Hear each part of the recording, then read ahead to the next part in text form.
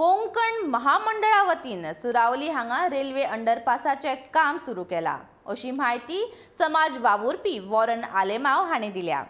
ह्या कामा खातीर 4,26,00,000 रुपया खर्च करतले अशी माहिती ताणें ह्या वेळार दिली।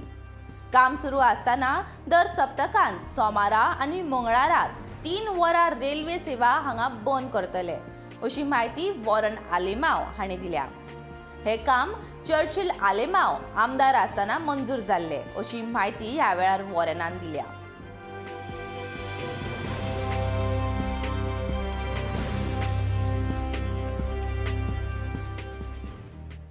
As you see, it's a 4.26 crore quotation work order that has been passed over here. In total, 3 blocks will be fit here. So the Konkan Railway has taken permission for 2 days a week, 3 hours a day, where this work will be in process. So at that time, for the safety of the people of Seraulim, I have come here to make each and every person, to make them, to tell the village sarpanch, which he can then tell the people of Seraulim, 3 hours a day for Monday and Tuesday. The railway won't be in progress.